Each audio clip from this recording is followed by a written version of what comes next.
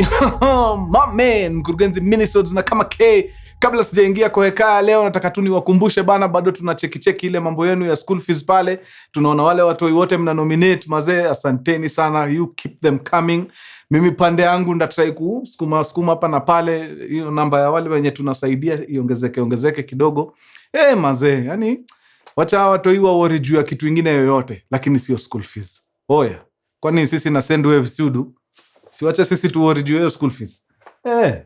Bas, so this is how to participate. First order of business, una download Sendwave, unapiga registration pale, then unatumia promo code yangu Abel. Very important. Hiyo ukikosa, pole.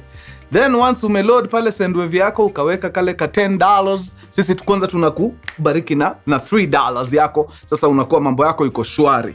After hapo, unaenda unachukua nini? Proof ya kuonyesha ukweli wewe mtoto wako anahitaji usaidizi. Na proof ni nini? Tunataka kuona kitu kama report card ya vile ana perform kule shule. Ndio tuangalie, tupime, tuone. Bas, once uko na hiyo na umeshapiga registration yako ya Sendwave, nitumie hizo vitu zote kwa email ya stories@mkurugenzi.co.ke. Watu wangu watafanya verification, alafu the best person ama people will win. In case you're nominating someone else, ratiba ni ile. Only this time, wewe na huyo mwenye una nominate, nyinyi wote lazima mu-download Sendwave, mufanye hiyo process yote nimewaambia. Weka ka $10 pale, ukitumia promo code yangu Abel, tuwapige nyinyi wote wawili $3, alafu weka stakabadhi ya huyo mtoto ambaye anahitaji kusaidika. Bas, just that. In case uelewe Sendwave ni nini, Sendwave is a digital wallet that enables you to send and receive money in digital dollars. Na tunapenda sana digital dollars sababu ziko pegged on the US dollar. So pesa yako ikiwa pale iko very safe.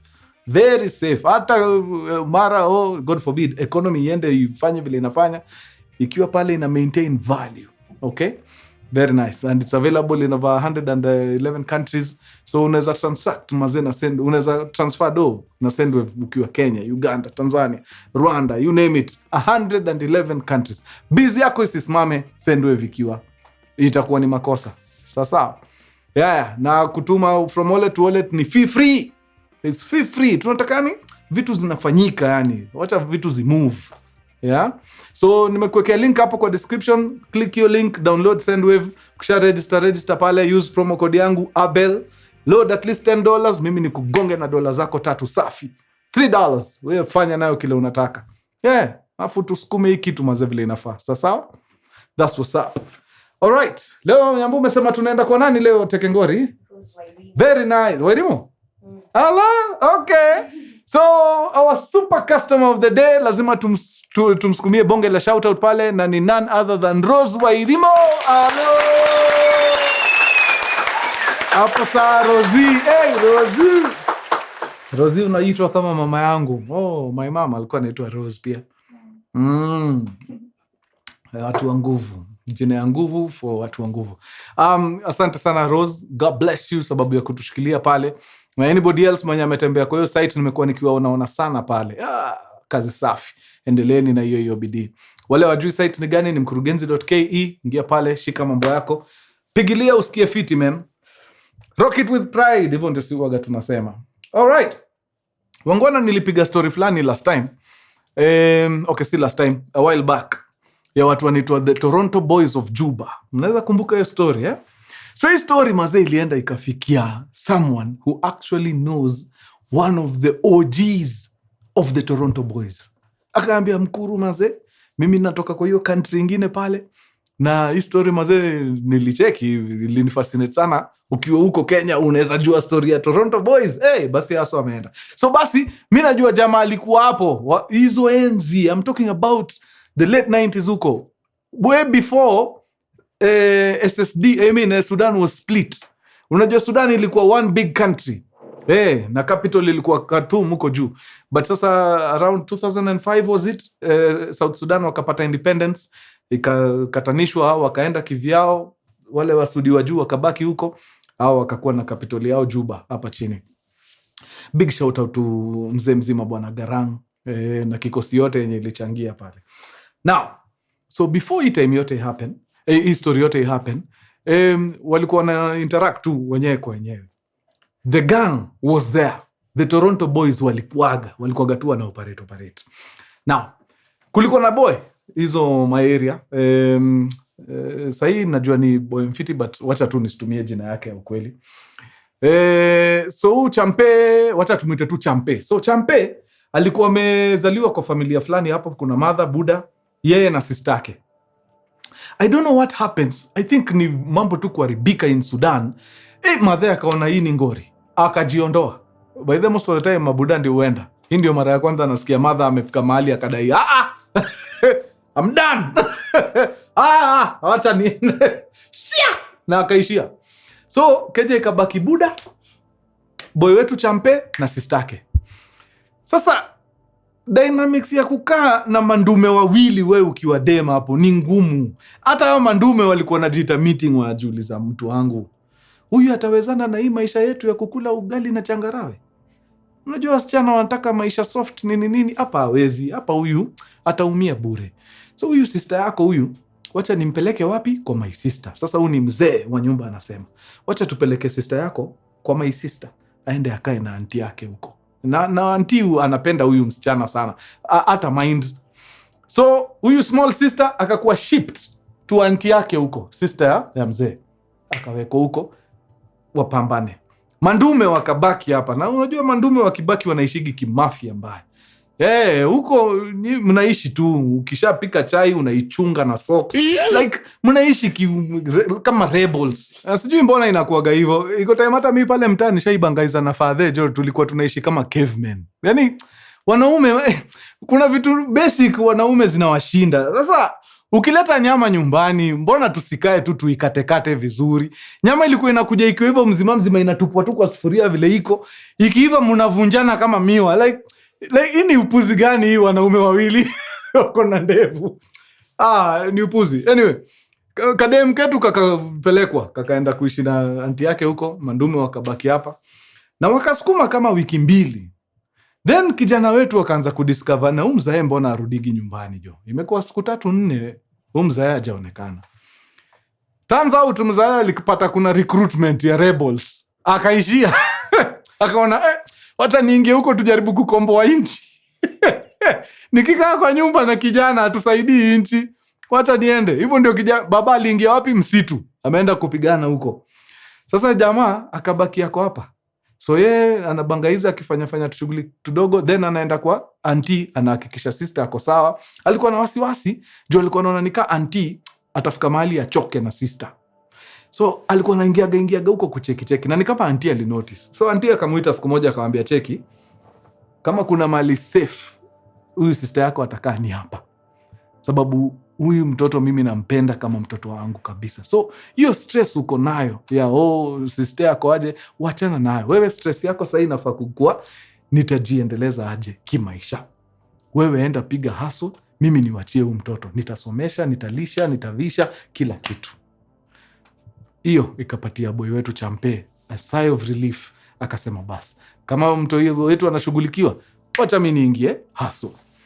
Hustle ya kwanza alipata ilikuwa ya car wash. Kapiga car wash pale nini. Imagine inaleta tu senti pale, anang'ang'ana, ikakuja ikaleta do enough ya kununua nini? Bike. Akanunua senke, haiko sawa tu mnyambusi ogope. Iko hoa kabisa. Sidedi hapa juu ya story. So akanunua bike ikakam, akaanza kupiga nayo. Wakati yuko car wash anapiga shughuli za errands. Ukitaka kumtuma mahali anaingia huko Tekengori. But jamaa sijui fascination yake na bike ilikuwa nini, juu alikuwa alikuwa anashinda kwa hiyo kitu. Akipata job kisha tu hivi car wash, afadhali anunulie bike mafuta, apige stunts. Alivia hiyo bike deadly. So ikakuwa nasukuma car wash hapa, anapiga maerrands hapa na pale. Siku moja akakama akakutana na mavijana. Ama vijana ni wa Isudi ingine, wako na Uarabu ni wa Isudi ya juu. Mavijana pia hao wanapiga moves na bike zao nini. Akaona maboya wako sawa. Na Juni boy ako sawa hapa juu, na ni mtu anatafuta pesa ya haraka. Akamwambia, cheki, Naona mko fiti hapo kwa skills na bike nini, mnaweza race. Situwekelee. Wa kwanza kufika point fulani anapata X amount. Kila mtu awekelee do yake. Wa mwisho, wa kwanza kufika anapata hiyo do. Maboy of course, juu ni maboy pia wako fiti bike, wakasema kwani kesho kila mtu akawekelea. Do ikachukuliwa ikapelekwa kwa mama fulani wa shop hapo. Kaambiwa sasa ule mtu ata cross hii line wa kwanza, yeye ndio anapigwa nini? Iganji. Na vijana wakaanza nini yao ya bike. Wacha watu wafinye bike wewe. Pikipiki inafinywa huko proper. Believe it or not, Champe alicross hiyo line wa kwanza. Yaani mpaka hawa Sudi wanamwangalia hivi wanashindwa, we nani wewe? We ni hatari. So akaenda akachukua ile do, akasikia fiti deadly. Vijana wakamuita kando wakamwambia, mazee tumecheki skill yako ya bike. Buda unaweza kafunga hapa nje au unaweza kafunga mbaya sana. Wacha tukuintroduce kwa wasee. Kwanza ni wasee wa hiyo Sudi ya kwenu, hiyo Sudi ya chini. Watakuchanua form 2-3 zinaweza kusaidia. So ama vijana wakachukua kijana wakampeleka kwa maboy wengine wawili. Na ukweli hao maboy wawili ni South Sudanese. Hao maboy wengine wa kwanza walikuwa ni hao Sudanese wengine. So wakaintroduceana pale nini. Hao ma South Sudanese wanaangalia kijana wanaona yeye ni mwenzetu huyu, mbona hatujasikia mambo yake huyu? Nani huyu eti? So wakajuana nini wakaona stunt zake za bike hapo, wewe ni deadly. So umenyang'anya watu wangapi so far? Anashindwa kunyang'anya. Mimi napigaga shughuli ya delivery mtu yangu na kawash. Mimi story ya kunyang'anya sijui. Akaambiwa sasa kama kuna kitu umelalia ni talent. Hapa ukiingia hii form yetu, juu tuko na formation moja ya kimataifa hapa. Wewe unataka kutengeneza pesa hii town wewe? Utatukumbuka. So wewe enda ufikirie kama uko na guts. So vijana wakamwambia sasa kile tutafanya ni tutakupatia time. Wewe enda mtaa, enda ufikirie kama hii ni shughuli unataka kupiga. Na juu ukiamua kuipiga tunataka bike yako ikiwa top. Hii ni $3,000. $3,000. Hii enda upige tu bike yako TLC. Tender love and care. Yani hakikisha imerudi safi. Juu tutahitaji kwa hii shughuli yetu. $3,000 mtu yangu, unajua hiyo time dola ni 70. So wako ni kaso 2 amepewa tu hapo pap na strangers. Akajiambia lazima kuna do. Hii shughuli iko na ganji. So akaenda akafikiria akasema, you know what? Ni hustle mtu yangu. Tuko hapa kutafuta. Wacha tupige. So akasuka bike vizuri nini akaambia vijana niaje niko game, nipelekeni na mtaratara. So ndio wakakama wakampiga orientation wakamwambia sasa hapa vile si uchezaga na bike. Ndio kwa maana tulifurahi sana vile tuliona uko na skill ya hii kitu. Tukiona msee na kitu tunataka, wewe kazi ni kuhakikisha umekaribisha bike mahali msee wako wa nyuma passenger atashika hiyo kitu. Kitu hatutaki kuona umeguza ni brakes. Wewe finya hiyo bike, whether una drag mtu mumeibia, wewe hiyo si shida yako, wewe finya bike mpaka mtoke na hiyo kitu mmewahi. Okay, ni hiyo tu. Kaende sana. Jamaa kaingia kwa kikosi. Sema kuwafurusha wewe. Awase, na unajua ni time before hata story ya money transfer ikwe. Alafu tena ni Sudan bado haijakaa vizuri nini. So wase wakifanya mabiashara zao walikuwa wanaenda wanachukua do cash wapige nayo shughuli. Maze kuna jamaa amepiga ameenda amechukua kwa bank an equivalent of 1.5 million shillings at the time. An equivalent ya 1.5M ameiweka kwa briefcase, ametoka nayo kwa bank. Kumbe vijana washamuona. Nani ako kwa senke, ako tayari, ni boy wetu Champe. Yani jamaa aliingia tu hivi kuvuka barabara na ile bag, aliona mapepo. Bike, mwenye amebebwa na Champe hapa nyuma, akashika hiyo duffel bag, sasa ni kuvuruta. Walivuruta jamaa na suti kwa lami, hapa nyuma, ikakuwa hakuna kitu. Yani ushaivurutiwa kwa lami mpaka unakaa nika umevaa zile nguo za hospitali zinafunika mbele peke yake. Na sasa hiyo ni suti mzima. Aliona mapepo.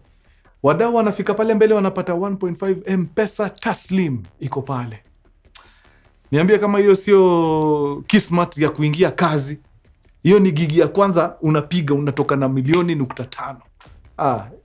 Jamaa alikuwa sold. Na hiyo ndio hustle alipiga for the next couple of years. Now, wanasemaga siku za mwizi naye lazima zifike tu. Kuna wenye ufikisha hiyo 40, kuna wenye ushikwa before 40 zao. Na kuna wenye uritaya kabla 40 yao ifike. Mtu wetu 40 yake ilifika. Siku moja mazao wameenda wamejipiga position safi. Wameona target ni nani? Ni mother. Wacheni niwaambie huyu jamaa ni deadly aje bike. Champeni mnoma bike design akihepa. Design ya kuwatoka ilikuwa kuingia chini ya bike na chini ya trailer na bike. Alikuwa nakam akifika karibu na trailer anaipiga design fulani, ana slide chini. Unaona zile vitu siona kwa movie. Kijana alikuwa anapiga live kwa streets za mtaa huko. Anaingia chini ya lori na bike, anatokea the other side. Anaisimamisha kama amepandilia na ameenda. Huyo umpati ameenda huyo. So hiyo ni stunt alikuwa anapigaga sana. So hii time wameona mother ametoka kwa handbag fulani. So vijana wameenda wamegeuza bike. Wamerudi wana face mother, waone mother anaenda njia gani, wakaona safi. Ako ile position tunamtaka. So ni kuseti bike teke ngori, passenger wake ako hapa nyuma, ako ready. Wakapita mother, jamaa akashika handbag, sharp. Akapita nayo.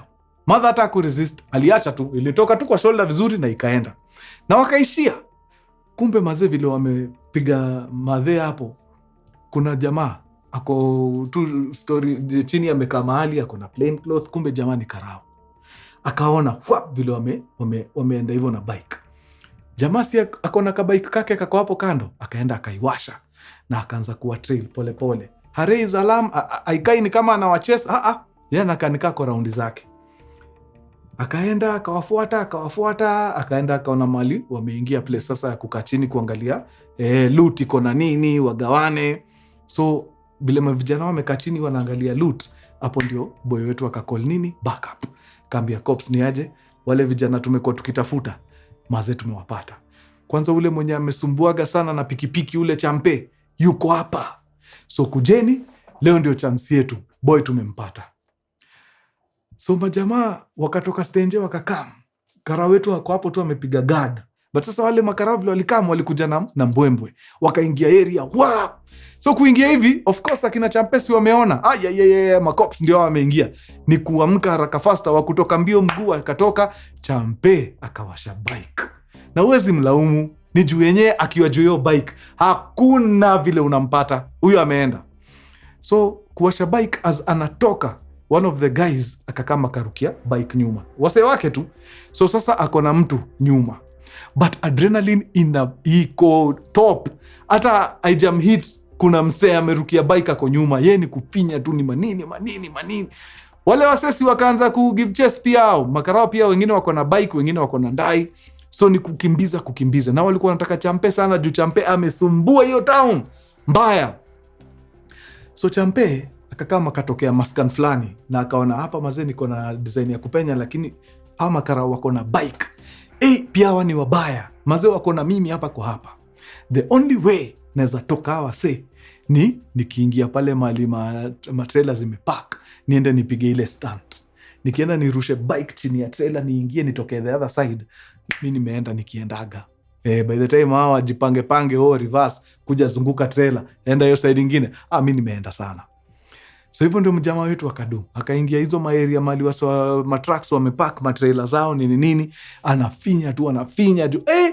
Kidogo ndio huyo amekaribia aka-identify trailer fiti, akakama karusha bike ile design yake. Akaenda kama ameingia chini. Sasa sijui kama ni the fact that alikuwa amebeba na hakuwa anakumbuka, I don't know. But today of all days, ile bike ilikataa kulala. Hivyo vile yu ilalisha. Ndio atoshee pale chini. Vizuri yaingie chini ya trailer. Haikulala. Wacha nikwambie alikula hiyo trailer wewe. Na unajua alikuwa amekuja teke ngori, alikuwa vibaya. Alitandika kila kitu kaenda black. Na akazima. The guy anaamka 3 days later kwa hospitali. Hapo ndio makarao wanambrief, wanamwambia sasa mtu yangu, mimi sijui ni stunt gani hiyo ulikuwa unajaribu na umebeba. Unajua ulisukuma pikipiki chini ya trailer ikakosa kulala vizuri, ukaenda ukaingia wewe na rafiki yako kwa trailer. rafiki yako na pikipiki walienda on the spot. Akuku hata na design ya kuokoa hapo. On the spot. Kwanza rafiki yako alitandika chini design nyingine crazy. Wewe ndio sielewi uliponea aje. Lakini kwa hiyo harakati ya wewe kuingia chini ya trailer, kugonga hiyo trailer, ile mguu yako yenye ilikutana na trailer hapo, mahali uligongea tu hapo ndio ilikatikia. Ndio ujue pia ulikuwa umekuja kama ghasia. So hiyo mguu ilikatikia hapo. Madaktari wakaweza at least kukushughulikia huku bleed out. Otherwise pia wewe ulikuwa ufuate rafiki yako. Na hivyo ndio uliokolewa. But mguu hauna. Weka ukijua hivyo. So boy wetu mazee kabidi atulie hosi mpaka asikie fiti. Then after hapo akaingia ndani. Juu lazima sheria ifuate mkondo wake.